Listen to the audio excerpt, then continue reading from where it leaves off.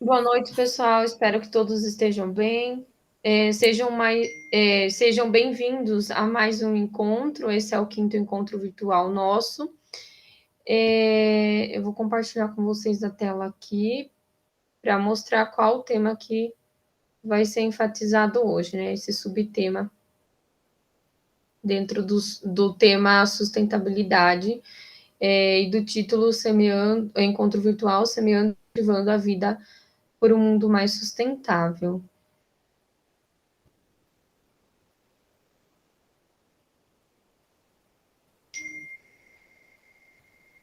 Só um pouquinho.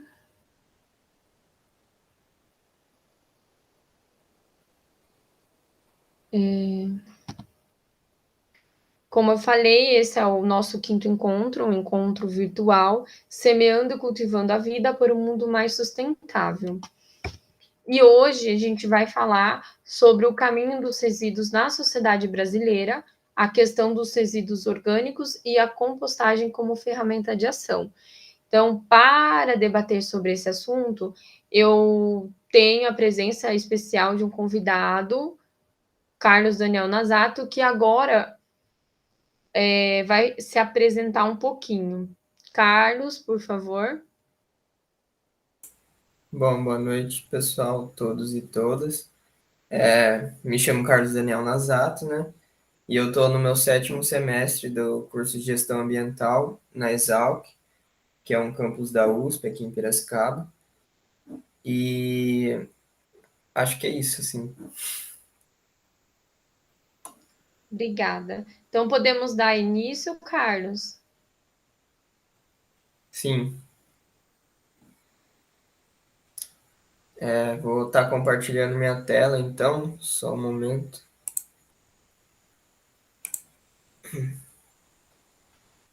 Me dá um ok quando você conseguir ver. Certinho. Tá, bom, então eu vou falar um pouquinho sobre esse tema da questão dos resíduos, né? Na sociedade brasileira, porque dentro da universidade, como eu estou no meu último ano agora, né, da faculdade, esse é um tema que sempre me chamou bastante atenção, assim, né, o quanto a gente gera, para que lugar esses resíduos vão, né, e dentro da universidade, eu participei de um grupo, né, e ainda faço parte desse grupo de pesquisa e extensão, que trata acerca do tema do gerenciamento de resíduos agroindustriais, né? E aí a gente principalmente trabalha com a técnica da compostagem, né? Então, desde a captação inicial desse resíduo agroindustrial, passando pelo método da compostagem, né? E também analisando esse composto final, né? Mas eu vou falar um pouquinho melhor sobre isso na apresentação. Então, o tema que a gente vai tratar hoje é o caminho dos resíduos na sociedade brasileira, e mais especificamente, né, a questão dos resíduos orgânicos e a compostagem como ferramenta de ação. Bom, falando um pouquinho, então, dando uma introdução, né, porque, assim, a gente fala de resíduos, mas resíduos abrange muita coisa, né, muita diversificação de resíduos, né, que a gente tem. Então, eu vou dar um enfoque especial nos resíduos sólidos urbanos, né, que são chamados RSU aí pela legislação. Esse RSU, basicamente, é o que é gerado nas grandes cidades, né? Então, principalmente resíduo doméstico, né? Então, vai ter lá o que a gente vê diariamente, né? O que a gente gera diariamente nas nossas casas, nossas residências. Também engloba nesse RSU o resíduo de serviço de saúde, também o de construção civil e de indústrias, né? Mas eu vou dar um enfoque especial nesse RSU, então, né? Principalmente nos resíduos orgânicos. Trazendo então um pouquinho dessa realidade no Brasil, a gente tem aí o gráfico, perdão, a tabela do lado esquerdo, demonstrando, né, a geração de RSU, que seria os resíduos sólidos urbanos no Brasil. E aí a gente pode ver que no Brasil são gerados 82 milhões de toneladas por ano, né, aproximadamente, 82 milhões e meio, né, de toneladas por ano de resíduo sólido urbano. Então é uma quantidade que a gente nem consegue imaginar, né, uma quantidade muito grande assim. E só para trazer também assim um pouco mais próximo da gente, o que também assusta um pouco, né, que dividindo esse valor, a gente encontra que o quilo por habitante por ano, né? Então, seria 390 quilos por habitante por ano. Esse dado é bem recente, é da Abrelp, né? Como vocês podem ver aqui, que é a Associação Brasileira de Empresas de Limpeza Pública e Resíduos Especiais. E ela, todo ano, eles lançam um relatório, assim, dos estudos é, dos estudos que trazem dados dessa geração de resíduo sólido urbano no Brasil, né? Em todas as regiões do Brasil. Então, esse é o relatório mais recente, que é o de 2021, então esses dados estão atualizados, né? A gente pode ver aí que é bem grande nessa geração de resíduos.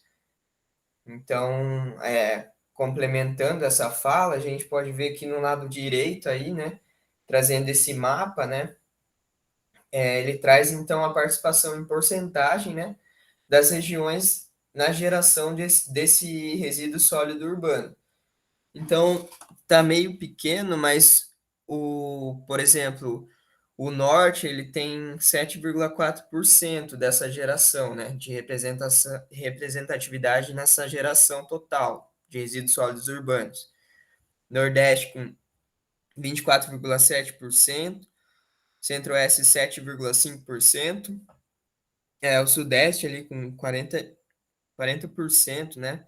40,7%, o Sul com 10,9%. Então, como já era de se imaginar, a gente pode ver, né, que o Sudeste ele tem uma das densidades populacional maiores do Brasil, né? E também é a região mais rica do Brasil. Então, a gente tem uma metrópole gigantesca, né, que é São Paulo. E aí a gente já pode imaginar, né, o quanto esse consumo frenético que a gente tem nessas grandes cidades, principalmente no Sudeste, né, por ser a região mais rica, as pessoas acabam consumindo mais, e aí você tem uma geração maior de resíduo também. Por isso que o Sudeste aqui é o que mais representa, né, essa geração total de resíduos sólidos urbanos. Bom, então aí trazendo um pouquinho de cada região, né, da geração de resíduos sólidos urbanos no Brasil e essas para cada região, a gente pode ver então que o norte, ele a gente tem um dado de 0,89, né, quilo por habitante por dia de geração de resíduos. Então é menos que 1 quilo por dia por habitante nessa região norte, né, do Brasil. No Nordeste, 0,9. No Centro-Oeste já chega a ser 1 quilo por habitante por dia de geração de resíduos sólidos urbanos. No Sudeste, a gente consegue ver que essa geração ela é maior, né? Igual como eu estava falando, a gente faz parte dessa região mais rica, né? Quem mora no Sudeste, isso reflete nesse consumo frenético, nessa geração também de resíduos sólidos urbanos que tem uma maior representatividade no todo do Brasil, né? O Sul também com 0,8 e o Brasil como um todo 1,067 quilos por habitante por dia. Então, a gente pode ver que o Sudeste, a gente consegue ver que até o Sudeste ele é maior do que o índice do Brasil, né? Então, já é uma preocupação, assim. Essa É, geração é, assus- É Pode falar. assustador, né, né, Sim, Carlos? sim. Então, é assustador mesmo, porque, como eu falei, a gente vem nessa ideia, né, de consumo, de sempre estar com um poder aquisitivo maior. Se a pessoa, geralmente, quando a pessoa tem um poder aquisitivo maior, ela consome mais. Então, como eu estava falando, o Sudeste é uma região, é a região mais rica do Brasil. Então, isso reflete nesse consumismo e nessa geração de resíduo, né? E isso é um Sim, problema. até você falou agora da em relação ao Sudeste, né, esse consumismo frenético, aqui a gente vê a questão da desigualdade, né, que você trouxe, que o Sudeste é uma região mais rica e tal, mas se a gente for puxar as consequências, né, essas consequências que você apresentou, elas advêm também de um problema cultural, né, político, econômico, que seria o sistema que a gente tem atualmente, que é o sistema capitalista, né? Então, para mover o capitalismo, tem que ter o consumismo, né? Então, tudo isso é um ciclo, uma coisa puxa a outra, né? É Sim. complicado. Sim, eu acho que esse é um grande problema, assim, né? Porque a gente está na era do plástico, né? Também, se for de ver. E esse consumo que é pregado na gente, né? É o que move o sistema, né? Então, tipo, você sempre está comprando, vai tá girando esse sistema, né? Vai estar alimentando esse sistema. E aí a gente tem algumas questões aí, né? Porque, tipo, a gente vem desse reflexo desse sistema capitalista que a gente vive, que ele sempre está colocando na sua cara, assim, tipo, as próprias propagandas que a gente tem, né? Tipo, você tem que consumir aquele negócio, né? Você tem que consumir para ser alguém, tipo, isso sempre está por trás da mensagem, assim, de uma propaganda. Sei Sim, lá, você tem o carro do ano, é, você tem o carro do ano, você, tipo, você vai se tornar uma pessoa assim, tipo, com status assim. Então, eles vendem a falsa ideia da felicidade, né? Só que sim, a gente não encontra essa felicidade que eles vendem, e aí a gente entra nesse ciclo vicioso de compras e compras e compras, ainda mais nesse mundo agora, nessa sociedade que está muito. É uma sociedade fluida, né? Como eu posso dizer assim, tudo acontece muito rápido, é tudo muito incerto, tudo se transforma de uma maneira que é rápida, né? Então sim, a gente acaba. Aí tem todo esse processo também que acaba afetando a nossa, a nossa parte emocional. Então a gente tem um grau de ansiedade muito maior, né? Depressão, tudo por consequência desse sistema, né? Então, isso acaba também aumentando o consumismo, né? sim. É exatamente isso. Eu acho que o excesso de informação diária que a gente tem reflete numa carga emocional bem grande, assim, né? Então, aí vai refletir nesses índices de problemas de saúde mental, né? Então, também é algo que é reflexo do sistema que a gente está inserido. Acho que seria isso, assim. Vou tocar um pouco para frente.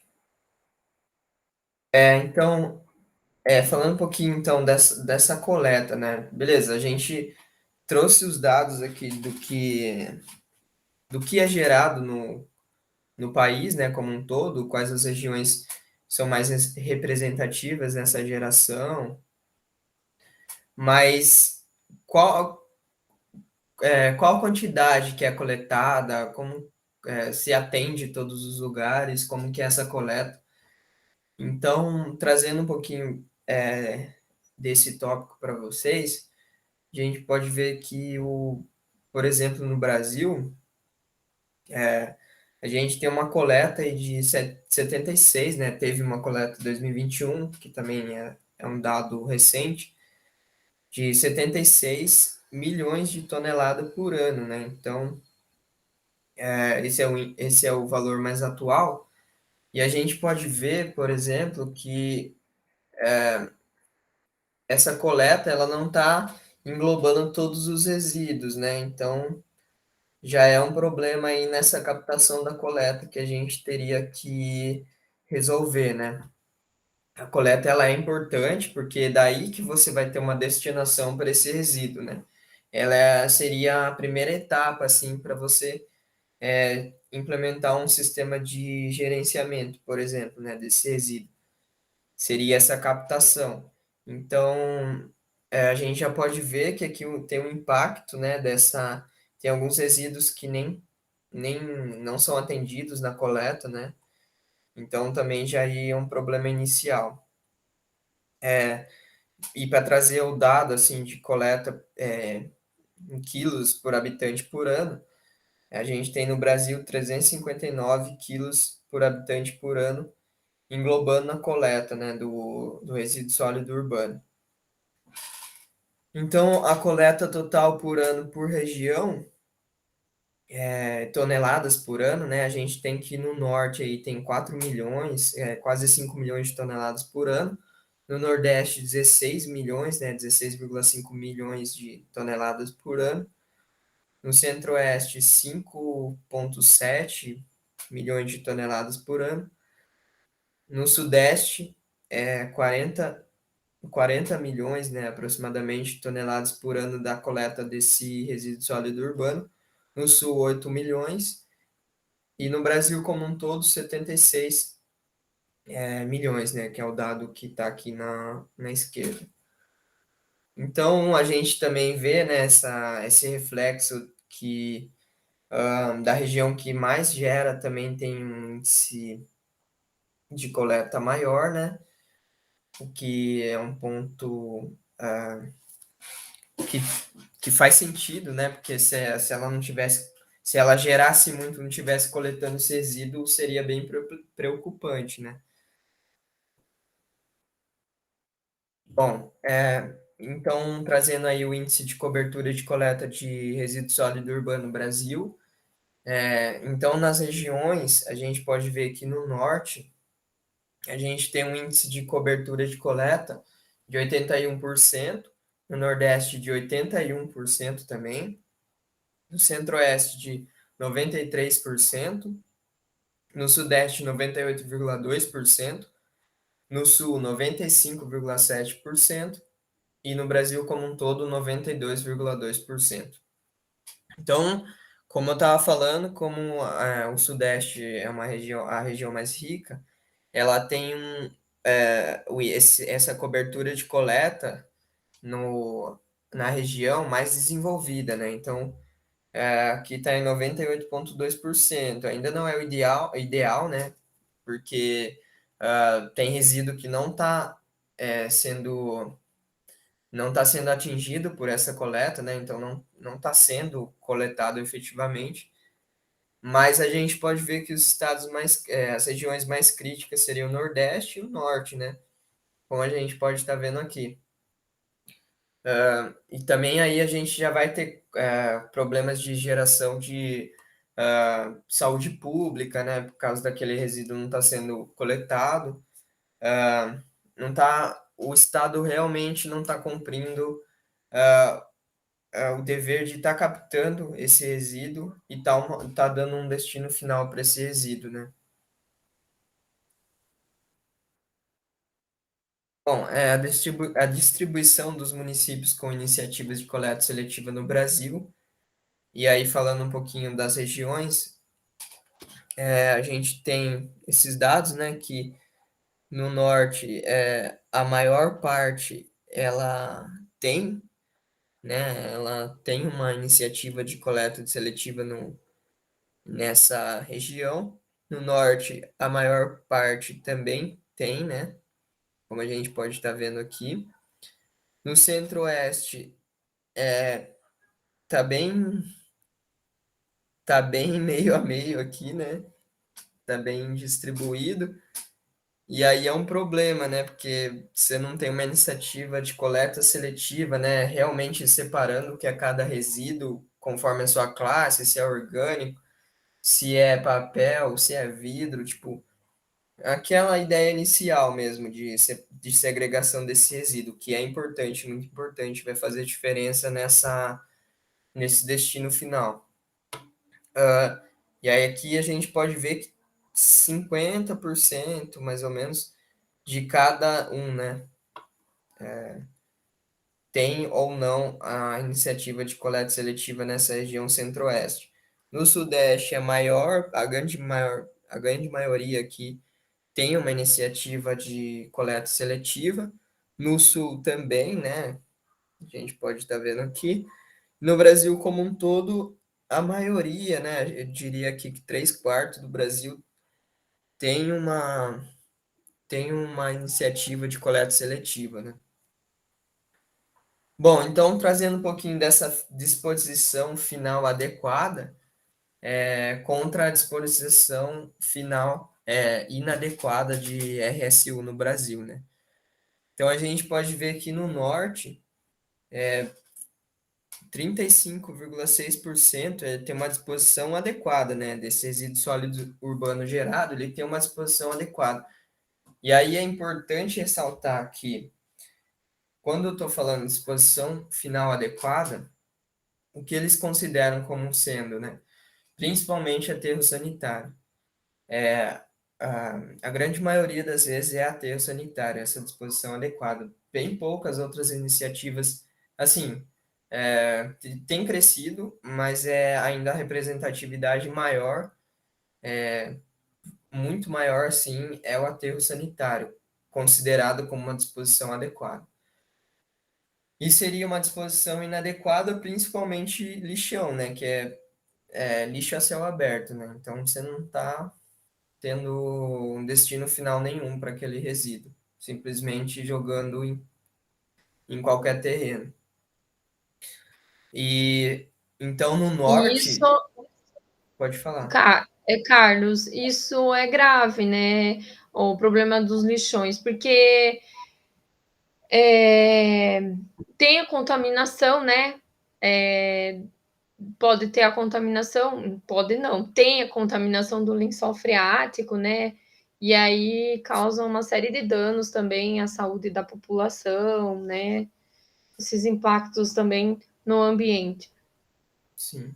É isso? É, sim, sim, é importante ressaltar isso, porque aí eu vou falar um pouquinho mais para frente sobre isso, mas realmente um lixão você não tem preocupação nenhuma com ambiental, social, e econômico, né? Considerando o tripé da sustentabilidade.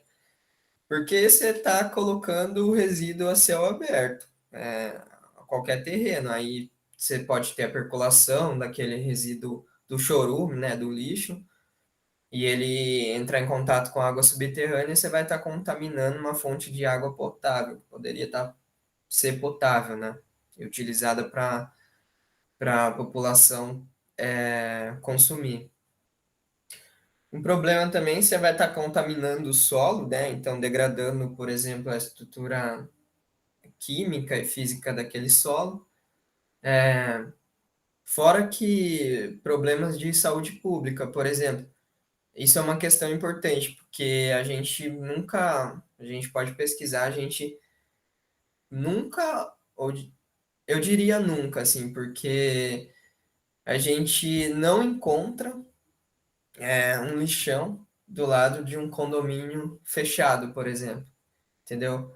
Onde moram as pessoas mais ricas, ou o bairro mais rico, sabe? Você não vai encontrar, você vai encontrar na periferia da cidade. Então, aí também é um problema de social, né? Que teria que ser resolvido e é bem crítico, porque você vai estar trazendo vai, aquele lixo que vai estar disposto a céu aberto, vai estar trazendo problemas como rato, né? É, outros insetos também, né? Que podem estar causando doenças bem graves na população. E é a população que já é mais vulnerável, né, no Brasil, historicamente. Então, isso é um problema, realmente é um problema, e é muito, muito presente no Brasil ainda hoje. Então, o lixão é uma realidade do país, infelizmente. E aí, como a gente pode estar vendo, disposição inadequada, que eu vou dar uma ênfase aqui, né? No Nordeste, no Norte, perdão, 64,4% desse resíduo, que representa 3 milhões de toneladas por ano, não tem uma destinação adequada, não tem uma disposição final adequada daquele resíduo. Então, praticamente lixão.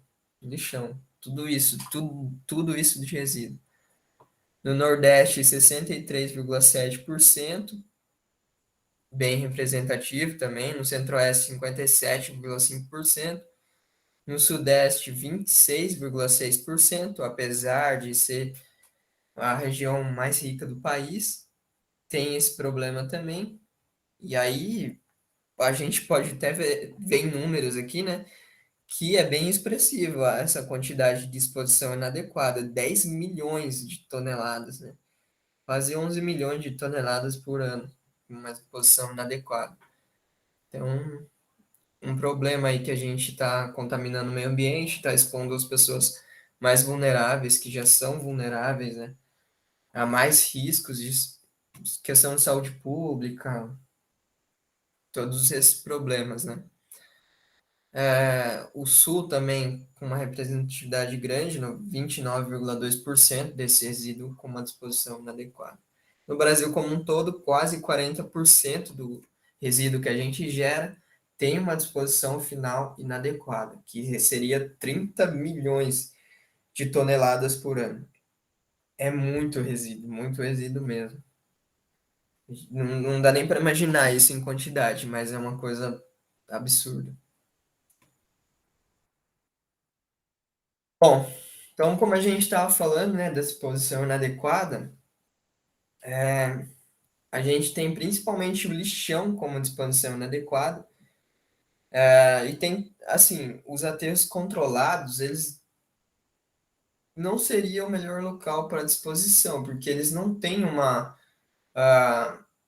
eles não têm como, você só vai estar colocando uma manta, assim, para cobrir aquele resíduo, mas você não vai ter um controle daquele local, entendeu? Tipo, no aterro sanitário, você já vai ter um controle mais adequado, vai ter um controle de escape desses gases, porque quando o resíduo ele é enterrado, o, o resíduo que está ali no lixo mesmo, o lixo mesmo, ele vai estar emitindo gases, né? Então, um deles é o metano, por exemplo, que é super explosivo, assim. Então, por isso que até tem bastante notícias aí de cidades lugares que estão construídos em cima de aterros antigos, seriam esses aterros controlados. E aí você não tem uma estrutura para aquele gás sair para a atmosfera, né? Você vai estar criando um ambiente que pode vir a explodir, né? Então é um problema também. E aí eles não, como eu falei, né? Os lixões e aterros controlados, eles não têm um sistema de medidas contra danos e degradação e de proteção à saúde e meio ambiente. Então eles vão aumentar a emissão de poluentes climáticos, especialmente o metano, como eu falei. E, e a questão da considerada, né, como disposição final adequada, que seria principalmente aterro sanitário, eles representam a terceira maior fonte antropogênica, né, do ser humano de metano gerado, porque o principal gás assim do resíduo sólido urbano gerado é o metano. E o Nossa, metano, Pode falar. É, é, não, pode continuar. Acho que eu até ia comentar o que você ia falar agora, que é preocupante então também, né? Porque o metano ele vai acabar afetando na atmosfera lá a camada de ozônio, né? Sim. E esse é justamente isso. E o metano, ele é mais potencialmente, é, ele, é, ele tem mais potencial de aumentar o efeito climático negativo, né, que seria o aquecimento global, do que o gás carbônico, né? Assim, não estou diminuindo, aumentando um outro, mas tipo, o metano, ele é mais reativo, né, na atmosfera do que o gás carbônico, entendeu? Não me lembro em números agora, mas ele tem esse potencial algumas vezes maior do que o gás carbônico. Então aí é um problema também, né? Então, por isso que seria realmente uma destinação final adequada considerar o aterro sanitário? Lógico, ele tem, como a gente pode estar vendo na foto, ele tem uma camada de manta, né, impermeabilizante, né? Então ele vai ter a manta lá onde o resíduo vai estar jogado, então não tem como o resíduo estar percolando e contaminando o lençol freático. Fora isso, ele vai ter uma captação de gás, do metano, só que a maior parte dos aterros sanitários não utilizam esse gás metano como, por exemplo, fonte de combustível, entendeu? Que, que daria para ser feito. Poucos são os lugares que fazem isso no Brasil. A maior parte desse gás vai ser emitido para a atmosfera mesmo.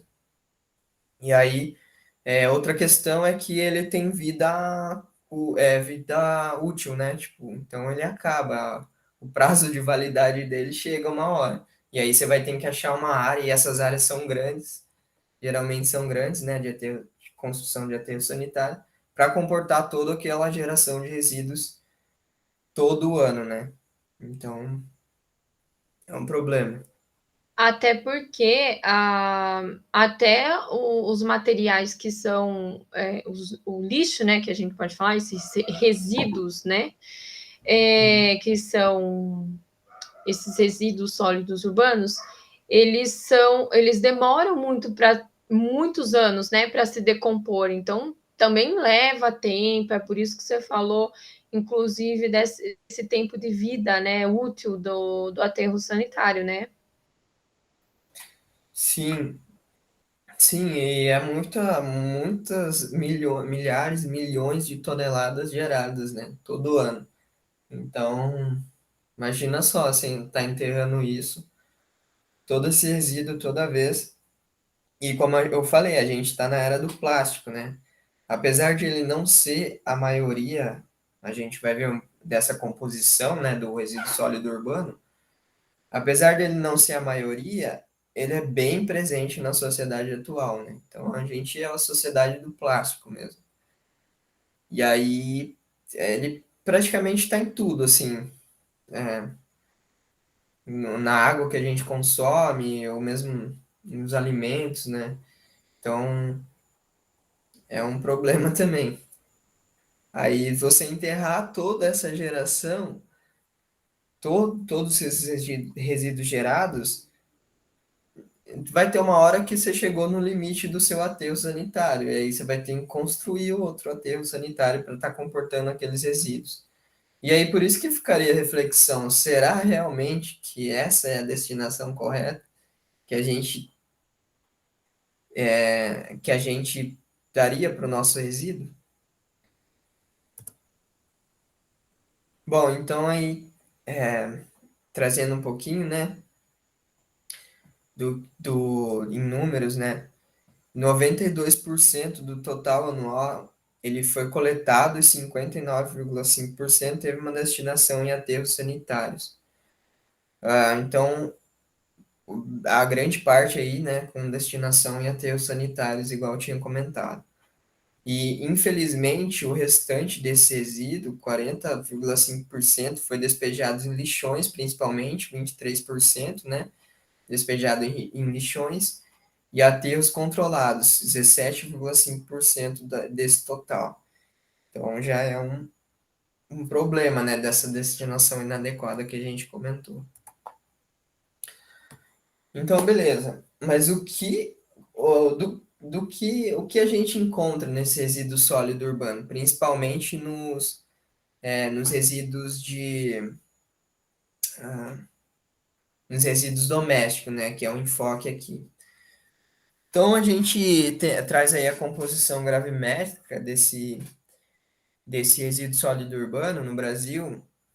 E aí é uma coisa interessante, porque, igual eu falei, plástico, a gente está na era do plástico, né? Então, ele vai ter uma representatividade alta, 16,8%, sendo é, a composição do que a gente gera nas nossas casas sendo plástico, né? Então, e o plástico, diversos tipos de plásticos, né? Então, ele vai ter é, meia-vida bem longa, né? E a decomposição dele é bem problemática, assim, na natureza. A gente tem metais também, né? Em 2,3%, vidro 2,7%, papel e papelão também com uma representatividade de 10,4%, embalagem multicamadas 1,4%, e que seria aí principalmente, né, composta por diversos materiais, Tetra Pak, por exemplo. O exemplo aí da caixa de leite, né, essa embalagem multicamada. E ela, na verdade, ela está bem presente, acho assim, em várias mercadorias que a gente compra, né, que a gente consome. Mas eu queria chamar a atenção que a maior parte em azul aqui, né, que a gente pode estar vendo, desse resíduo que a gente gera nas cidades é matéria orgânica. Resíduo orgânico, sobras e perdas de alimentos, madeiras e resíduos verdes, né, em geral. Então, sei lá, consumir um alimento, arroz, feijão, ah, uma fruta, uma banana, maçã, você jogou lá a sobra num lixo seu, né? E aí, boa parte de tudo que foi coletado nas residências, a maior parte, 45% disso é matéria orgânica. Matéria orgânica. E isso é importante, né? É importante a gente enfatizar isso, porque você está basicamente destinando em aterro sanitário matéria orgânica, sendo que poderia dar um tratamento diferente para esse resíduo, e aí 45% desse resíduo, assim, você vai ter que olhar para o que sobrar, né, dessa composição, e dar uma destinação, um tratamento adequado para cada tipo de resíduo. Não é uma tarefa fácil, não é uma tarefa fácil, não vai ser um gerenciamento fácil, um tratamento final fácil. Mas a gente tem possibilidades. E ressaltando e dando enfoque na matéria orgânica, a gente teria como destinar, dar um tratamento final para esse resíduo, que é maioria na composição do nosso resíduo sólido urbano, uma, uma ferramenta e um método que é a compostagem, né? E aí, a compostagem ela entraria como alternativa, né? Dessa alternativa final para esse resíduo que é maioria na nossa composição de resíduos sólidos urbanos. Ela se vem como uma alternativa aos aterros sanitários, né? E vou dar um enfoque principalmente na compostagem, mas também a gente teria o processo de biodigestão, por exemplo, também, que seria o inverso da compostagem, né? A compostagem ela vai ser um processo biológico que vai transformar esses resíduos orgânicos, né, em fertilizante orgânico sólido. O mais ideal seria que ela vai transformar aquele resíduo inicial, né, de matéria orgânica que a gente tem no nosso resíduo sólido urbano, vai transformar, né, num composto final, que é o que a gente chama para esse produto final que é gerado na compostagem.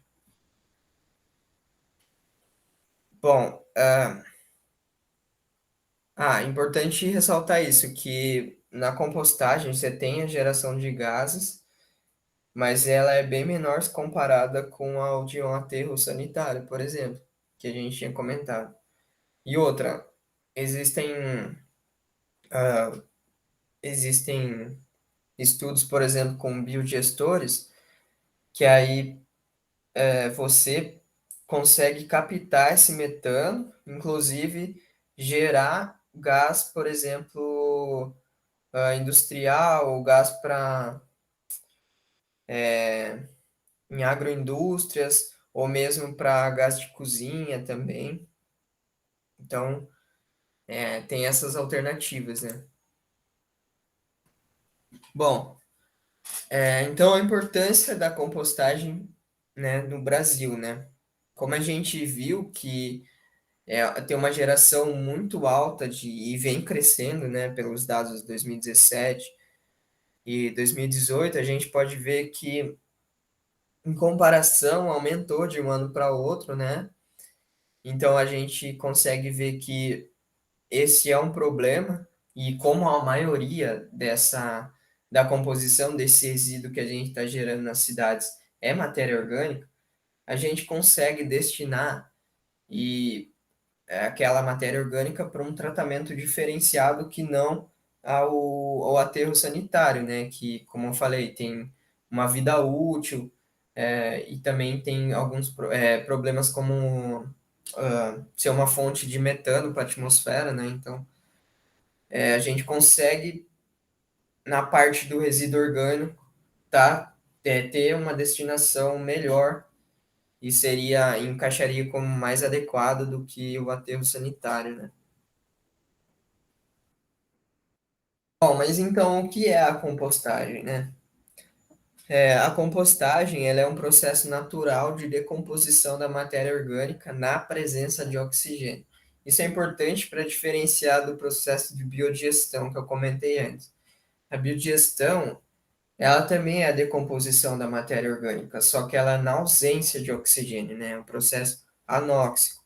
Então você vai ter micro-organismos diferenciados atuando na compostagem e também na biodigestão.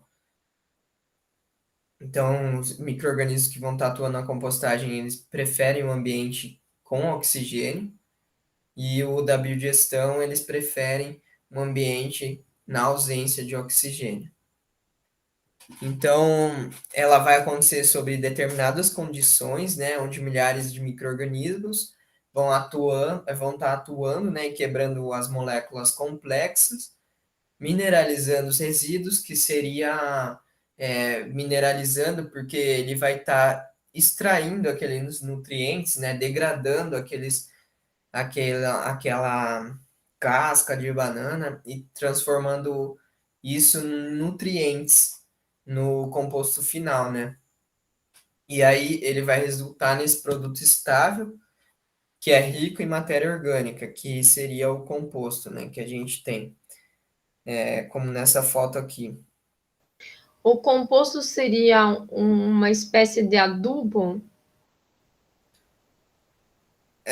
Então, assim, ele não é considerado um adubo, né, pela legislação. Ele é considerado como um condicionador de solo, que seria o nome mais apropriado, assim, que antes ele era chamado como adubo, mas atualmente ele passou a ser chamado como condicionador de solo. Por que condicionador de solo? Condicionador de solo porque além de ele estar implementando nutriente para a planta, né, quando ele é aplicado no solo, ele vai estar providenciando outras funções importantes naquele solo. Uma das um dos exemplos é, por exemplo, a utilização desse composto, né, na recuperação de áreas degradadas, né, de solos degradados. Então, eu vou falar um pouquinho sobre os benefícios dele mais para frente, do composto, mas só adiantando que o condicionador de solo, ele, além dos nutrientes para as plantas, ele vai fornecer vantagens a mais para o solo, entendeu? Por exemplo, melhorar a estrutura física do solo. Seria uma das propriedades do composto, né?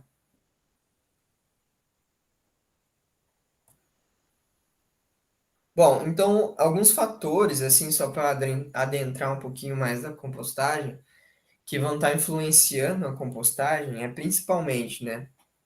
São esses fatores aqui. Principalmente a umidade. Então, vai considerar uma umidade ideal para compostagem, perdão, entre 50% a 60% de umidade, né? Naquela composteira que você está fazendo. Então, é necessário sempre estar úmida, porque aí o processo vai acontecer com eficiência e vai ter um composto final bem rico em nutrientes, né? Vai ter outros fatores também, são os micro-organismos que vão influenciar esse, essa compostagem, então vai variar bastante também, né? Conforme a fase que a compostagem está.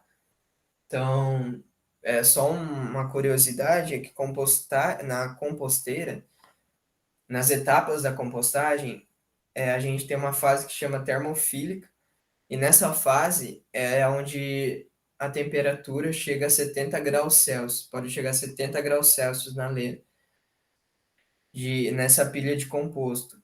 Daí você. Por quê, né? Por que dessa temperatura bem alta assim? Se coloca a mão, você sente aquele calor, né? 70 graus Celsius. Por justamente os micro-organismos estar consumindo aquela matéria orgânica, e quando eles consomem, eles liberam gases para a atmosfera, né? E energia, principalmente na forma de energia, né? Então, eles acabam aquecendo através da atividade que eles estão realizando, né? Da mineralização dessa matéria orgânica. O fator também que vai influenciar a matéria orgânica, né? A relação carbono-nitrogênio, que seria principalmente o que você está colocando, né? Carbono seria, a gente fala que seria aqueles resíduos mais secos, né? Que seria principalmente folhas secas, aparas de grama seca, né? Galho seco seria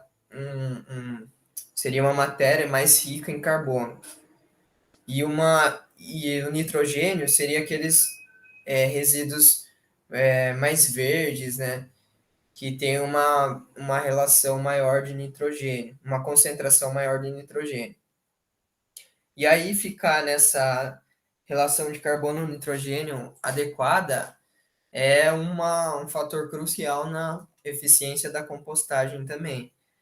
E aí a gente fala em 3:1, que seria uma relação de 3 partes de carbono por uma de nitrogênio, que seria, sei lá, vamos dizer que você gerou um balde de resíduo rico em nitrogênio, que seria, sei lá, casca de banana que tá, que tá fresca, casca de maçã, restos de talo de couve, resto de alface. E aí, tipo, seria, você gerou um balde disso, e aí você vai fazer uma composteira. Na relação carbono-nitrogênio, o que que fala? Você vai ter que implementar na sua composteira 3 partes de resíduo seco para esse um balde gerado, entendeu? 3 baldes seriam de folhas secas, por exemplo, entendeu? Para estar realmente sendo eficiente esse processo da compostagem. Bom, trazendo um pouquinho, então, rapidamente, assim, de algumas técnicas de compostagem, a gente tem um modelo de aeração ativa, que a aeração ativa, né, porque o oxigênio do sistema ele vai ser fornecido com o revolvimento da leira de compostagem. Então, essa é uma imagem de uma leira, e aí aqui o resíduo já está bem degradado, né? Mas basicamente para a entrada de oxigênio aqui, você vai ter que incorporar, nesse caso, como é uma leira de não grande, não é uma escala muito grande, utiliza-se pás e enxadas, né, para fornecer o oxigênio aqui. Então você vai estar revirando essa leira para estar fornecendo oxigênio para os micro-organismos. E aí ele pode ser automatizado, né, como eu vou estar mostrando aqui, que é uma aeração ativa também, que só que é para uma escala industrial, né? Esse é um parque, né, que tem um parque de compostagem que tem lá no, uma indústria de compostagem que tem lá no em Jundiaí, e eles realizam a compostagem do lodo de esgoto gerado na região lá de Jundiaí. E aí tudo isso aqui, a maior parte, né, porque eles recebem outros resíduos também, mas a maior parte é o lodo de esgoto, né? O lodo de esgoto é aquilo que sobra de massa seca do nosso esgoto, né? Então, eles fazem esse tratamento final, porque, assim, para onde iria esse lodo de esgoto, né? Que é um problema, se é uma carga muito grande de matéria orgânica se você jogasse, despejasse isso em qualquer lugar, por exemplo.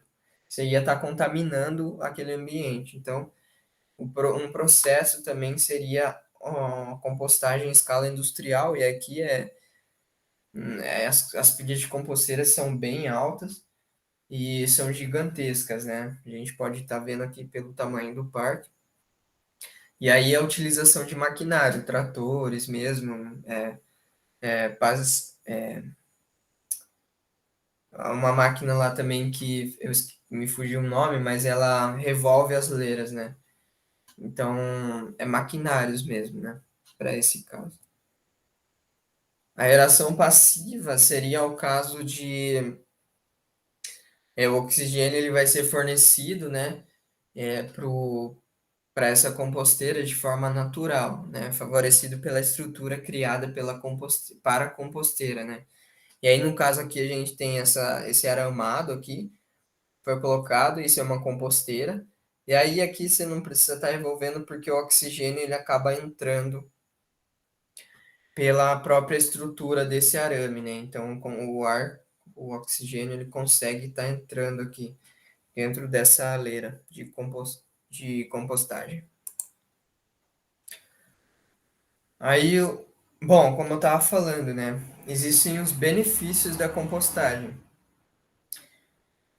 Uma das que eu já comentei seria a diminuição, né, dessa quantidade de lixo gerado, né, nas residências e também, consequentemente, a quantidade de lixo destinado aos lixões e aterros sanitários. E como 45% praticamente do que a gente gera é matéria orgânica, esse 45% faria uma diferença enorme se fosse destinada para compostagem, por exemplo, como uma alternativa, né? Dentre várias que tem. Mas para compostagem, que é o nosso enfoque, essa já seria uma carga bem importante desse resíduo. E aí você diminuiria esse excesso que é enviado para aterro sanitário, que diminui a vida útil desse aterro, né? E causa outros problemas também. Ou lixões, né? Que é aquele caso que vai estar contaminando o lençol freático, contaminando o solo. Também vai estar trazendo animais indesejáveis para aquele local, problemas de saúde na população e etc, né? E outro benefício da compostagem seria o aproveitamento dos resíduos orgânicos e o pensamento sustentável, né? Então, realmente, assim, se aplicando a compostagem, você vai trazer assim, se for aplicado de modo efetivo na sociedade brasileira, você traz um pensamento mais sustentável, né? Um enfoque mais sustentável. Porque você está pensando em cada resíduo que está sendo gerado e você está tentando encontrar dando uma destinação mais correta do que todos os resíduos estarem indo para o mesmo local, no aterro, né? Sanitário, por exemplo. E aí, por meio dessa compostagem, você também consegue encaixar a educação ambiental, né? Como um pilar da importância dessa destinação adequada, dessa captação, né? Dessa coleta adequada. Também do pensamento crítico de, nossa, quanto a gente gera de resíduo, né? Tipo, muita coisa. Muita coisa também do que a gente gera de alimento, produz de alimento, é perdido, né? Que daria para aumentar, não, perdão. Daria para alimentar muita gente, né? Que também é um problema no Brasil e no mundo, de fome, né? Então, essa questão da compostagem traz essas reflexões, esse pensamento mais crítico, né? Os benefícios também de proteção do solo contra a degradação, igual eu falei, se o composto, né, uma das funcionalidades e aplicabilidades dele é para a recuperação de áreas degradadas, por exemplo, áreas de mineração que foram abandonadas. Você consegue estar, por meio de um projeto, estar aplicando esse composto, porque o que vai acontecer? Quando você aplica o composto, ele vai melhorar, não só fornecer nutriente para aquele solo, né, novamente, que está degradado, por exemplo, por uma erosão hídrica. Por exemplo, um pasto degradado, que a gente tem bastante no Brasil, também é um problema. Você tem uma perda de solo enorme por erosão hídrica, né? Então, toneladas e toneladas de solos perdidos, e aí geralmente pasto também fica próximo de ribeirões, né, cursos d'água para o gado poder estar bebendo água, você tem o assoreamento desse rio. Então, o composto ele pode ser aplicado para melhorar a estrutura daquele solo. E aí eu também vou falar daqui a pouco para vocês desse benefício do composto, mas essa é um benefício da compostagem também. É a melhoria das condições ambientais da saúde da população, como eu falei, né, os resíduos não vão estar indo para lixão, por exemplo, né?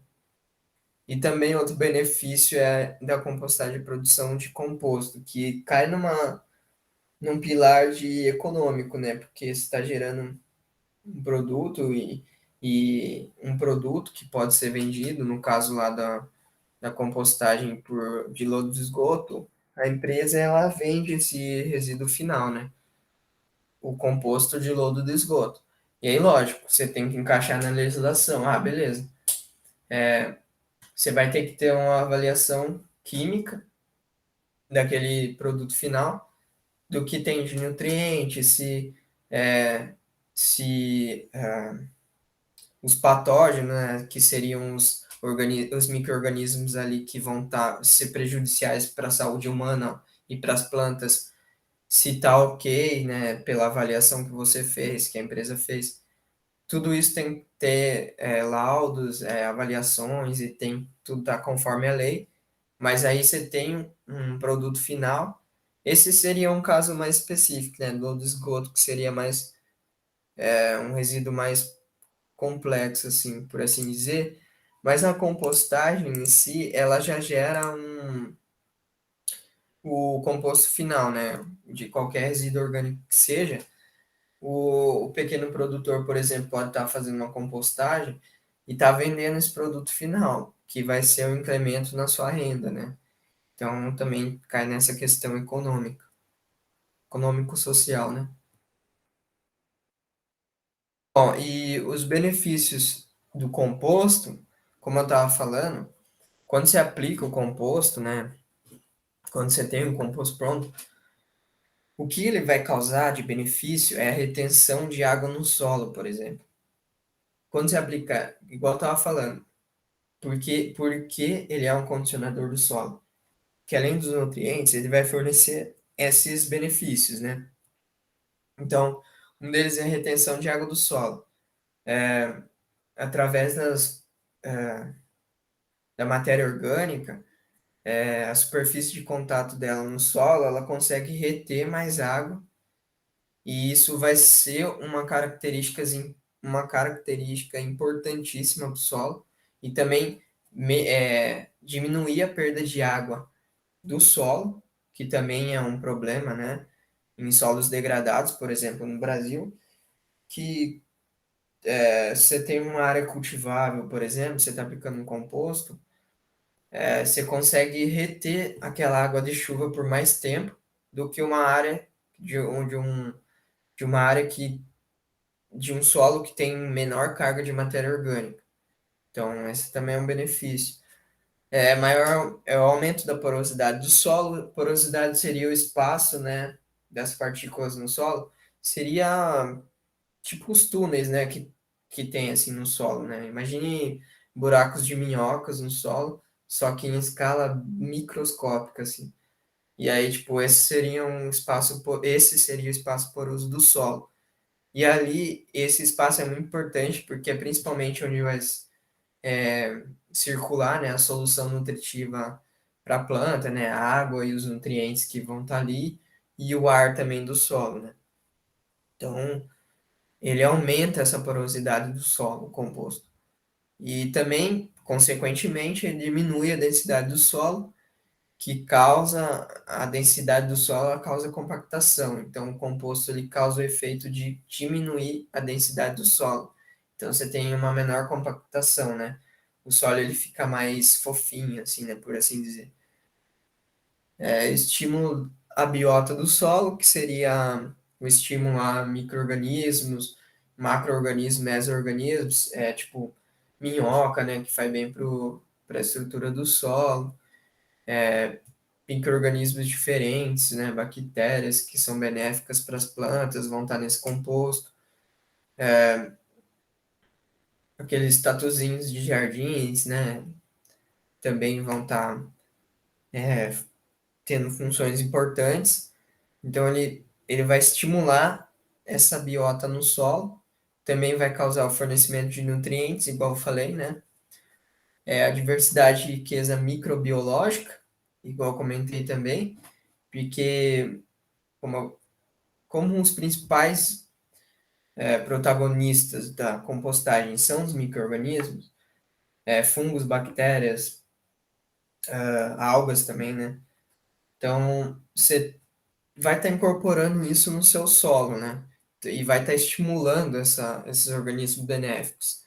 E aí você tem uma riqueza, uma diversidade do seu solo, de micro-organismos no seu solo, você tem um solo mais estável e mais fortalecidos perante a pragas ou doenças ou mudanças, sabe? Tipo assim, quando vocês, vamos dizer que você, um cara lá comprou uma área e vai produzir uma monocultura e ele aplica só fertilizante químico, não tem um controle, aplica em excesso, e o que que ele vai estar causando? Ele vai estar causando uma degradação. Primeiro, ele tirou a mata nativa e pôs monocultura. Na monocultura, você já está assim, vamos dizer que ele não tem não considera nenhuma alternativa mais sustentável, assim, sabe? Não, A monocultura ela empobrece o solo, né? sim, sim, então, e aí considerando, por exemplo, que esse cara, ele não liga muito, assim, para a parte ambiental, né, se vai degradar o solo e tá aplicando um fertilizante químico em excesso, agrotóxico em excesso, né, ou está manejando o solo em excesso, revolvendo, você vai estar degradando esse solo. Você vai perder sei lá, você vai perder esses micro-organismos, essa diversidade, riqueza microbiológica, que é um dos problemas, né? E aí o que você vai fazer? Você vai selecionar aqueles micro-organismos. Só os micro-organismos mais, sabe, que vão aguentar estar ali, eles vão sobreviver naquele solo que você está criando. E aí é um problema, porque quando você não tem riqueza ou diversidade de micro-organismos no solo, é mais fácil aparecer uma doença, uma praga. E aí, porque quando você. Aí é o benefício do composto, né? Você está incorporando composto, você está equilibrando aquele solo. Você tá, ó, tem os micro-organismos maléficos aqui, mas tem a população de benéficos, então eles controlam, sabe? Por seleção Sim, natural mesmo, né? Sim, inclusive num dos encontros virtual anteriores, né? Eu comentei desses vínculos importantíssimos, né, da biodiversidade com a saúde, né, sim, e como isso impacta na manutenção da nossa existência, né. sim, sim. É, isso é essencial, porque, tipo assim, se você só químico, só químico, só químico, e não tem um controle disso, você está aplicando só químico, você vai ter esse problema de pragas, e aí você vai ter que utilizar mais químicos para resolver problemas de pragas, e aí o seu fruto já está meio, sei lá, só, o que ele está vendendo lá não está muito com aspecto muito bonito, aí você vai perdendo qualidade, aí você tem que aplicar mais químico, gasto de dinheiro, empobrece o solo, e aí você vai estar promovendo um alimento assim que não vai ser muito saudável, né? E vai ser prejudicial à população que está consumindo, né? Então, esse é um problema também, né? E aí, o benefício composto é que ele substitui o uso de fertilizantes químicos e fortalece as plantas. Ele pode substituir os fertilizantes químicos. Assim, tem, tem muita.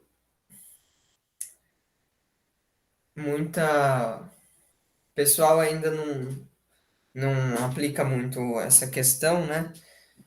E o químico é bastante forte hoje em dia ainda, mas associar isso já é um grande passo, né? Associar a utilização do químico adequada com os compostos orgânicos, né? Adubos orgânicos, você já vai ter um benefício e utilização de práticas sustentáveis também na agricultura, você já vai ter um benefício para aquele solo e para aquele alimento que você está produzindo, né? Então, esse já é uma questão, um passo que seria importante a gente estar dando no Brasil como um todo, né? E aí, como eu falei também, recuperação de solos degradados, né? Também é utilizado nessa questão.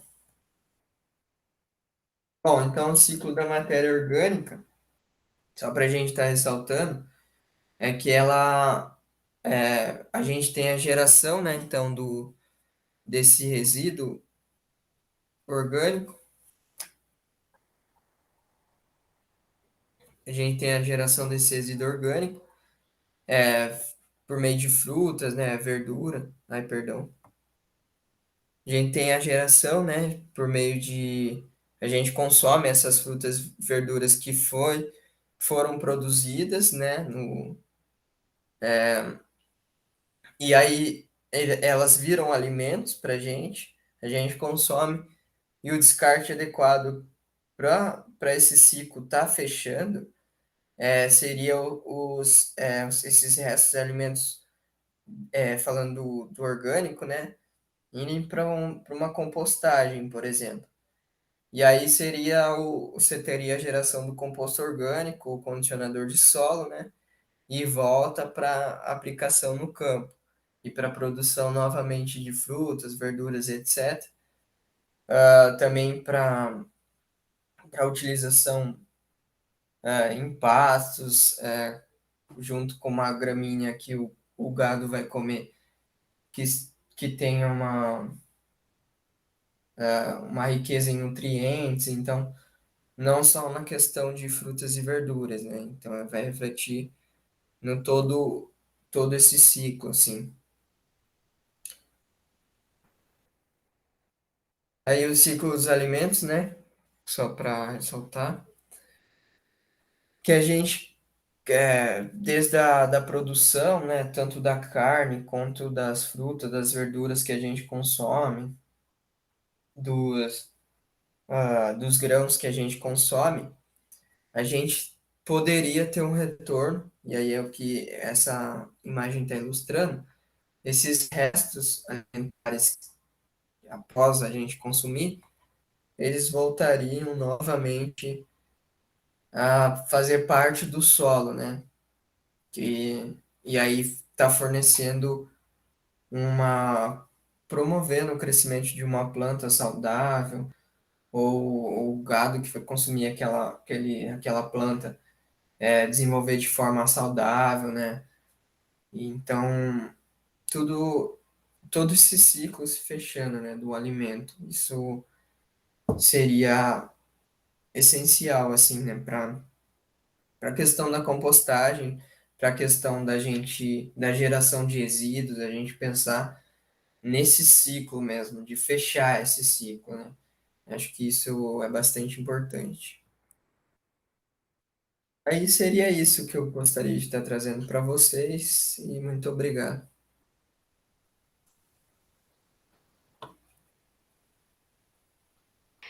Eu agradeço a sua participação, né, a sua aceitação em receber, em encontrar aqui hoje a gente nesse encontro virtual, né, para esclarecer um pouco mais a respeito dos resíduos, né, e o descarte correto e trazer também uma alternativa da compostagem, né? E eu só gostaria de fazer algumas reflexões, na verdade, te perguntar algumas coisinhas. Em relação à compostagem, para quem mora em apartamento, tem alguma alternativa? Seria possível fazer essa compostagem? Sim, eu não mostrei aqui, mas tem as composteiras de ou minhocário também, né? Seria uma alternativa para esses resíduos, mas em caixa ou em baldes, né? E aí, é, se a pessoa procurar na internet assim, é bem fácil montar mesmo, mas tem essa possibilidade sim. E aí, para espaço pequeno, né? Para uma geração pequena também. Seria interessante também para quem mora em apartamento, no local do condomínio, assim, tá promovendo essa captação de resíduos e se tiver uma área que dê para estar utilizando, né? Realmente montar uma composteira do condomínio, assim, né? Seria uma coisa interessante também. Legal. Só mais uma coisa, a respeito das pessoas ainda terem o costume de fazer o descarte incorreto, né, do que a gente considera o que sendo lixo, né? Você pode explicar um pouquinho mais, então, o que seria o lixo e o que fazer, então? Quais medidas tomar para impulsionar ainda mais essa consciência, né? E promover essa mudança de comportamento na sociedade? Tá, então, por que é utilizada a palavra resíduo, né? Resíduo porque traz essa reflexão de que o que a gente está gerando, esse do que a gente consome, né? O final do que a gente consome, ele pode ser parte de uma outra coisa, entendeu? Tipo, ele tem um ciclo, então ele vai retornar. Então, todo resíduo teria uma destinação final adequada e poderia estar englobando esse ciclo, entendeu? E aí o lixo, quando a gente fala lixo, que seria algo que não tem o que fazer, né? Tipo, A gente cai nessa ideia de que, ah, não tem o que fazer, é lixo. Tipo, é lixo. Aí resíduo justamente nessa contrapartida de, não, dá para a gente destinar corretamente, ter um tratamento, e a gente pode englobar nesse ciclo novamente. A outra questão, né, de o que que era mesmo? Então, eu queria saber quais ações a gente podia aderir para mudar esse comportamento dessa sociedade, né? Que ainda continua descartando esses resíduos sólidos, né? E apesar dos ecopontos que tem disponíveis, né, para fazer essa coleta seletiva. Você acha que falta ainda esses projetos, né, de educação ambiental serem mais assim incisivos, não sei, para conseguir realmente impactar nessas ações humanas? Eu acho. Então, essa é uma pergunta bem complicada, porque acho que não tem uma resposta fácil, né, para isso.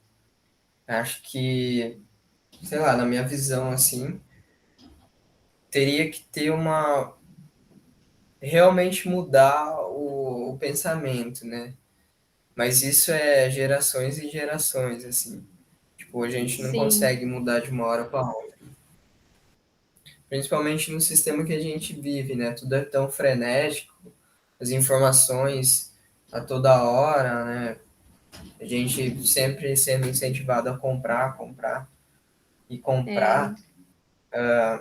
Então é uma questão bem complicada, assim, mas eu acho que sei lá, eu acredito bastante num trabalho de base, assim, então desde que é nas crianças mesmo, né? Acho que a gente focar nessa educação mesmo, ambiental, diferenciada, sabe? Uma questão mais construtivista, não do jeito que é ensinado nas escolas atualmente, mas que a criança realmente se interesse, assim, sabe? Com abordagens coloque a mão na diferentes, massa, né? sim, tenha uma parte mais de realmente ver, ou, sabe, algo mais crítico. E aí construir esse indivíduo político-social, essa pessoa do futuro, aí talvez a gente possa realmente mudar uma sociedade inteira, né? Acho que realmente seria isso, assim. A gente tem essas aplicações, assim, de mais atuais, assim, né? De tentar aplicar, mas elas não vão na raiz do problema, né? A gente, tipo, sabe, a questão do 3 Rs, assim, reduzir, reciclar, reutilizar, beleza, mas, entendeu? Tem que ter algo mais profundo, assim, tipo, algo mais crítico mesmo. De tentar mudar uma visão, de tentar realmente mudar, tipo, essa questão que a gente tem de sempre estar consumindo, sempre estar comprando coisa, ou, sabe, de, de pensar como um ciclo mesmo. Então, acho Sim, que o inclusive, trabalho de base seria importante. inclusive eu acho também, né, que o ser humano ele não tem noção da gravidade, né? O quanto a gente é dependente da natureza, né? Para ter essa continuidade da nossa espécie. Então, a gente está tendo, está provocando um risco na extinção da nossa espécie, né? Então, eu acho Sim, que a gente não, assim, o ser humano, eu acho que não tem essa consciência da gravidade, né, das nossas ações, porque não é possível. A gente tem atualmente essa enfatiza-se bastante, né, esses projetos, esses negócios sustentáveis, a sustentabilidade, graças a Deus, está em alta, mas ainda assim a gente continua tendo essas ações de consumir, descartar, jogar, falar que não tem grandes consequências, entendeu? Eu acho que é um pensamento muito assim, egoísta mesmo. Sim, sim. É, eu acho que o problema também aí de.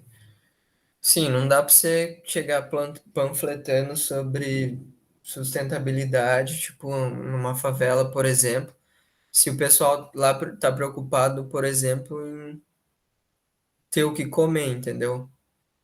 Tipo assim, eles só querem comer, tipo, sabe, a gente tem que resolver os problemas primeiro e todos os que a gente tem e fazer esse trabalho de base, aplicar esse trabalho de base.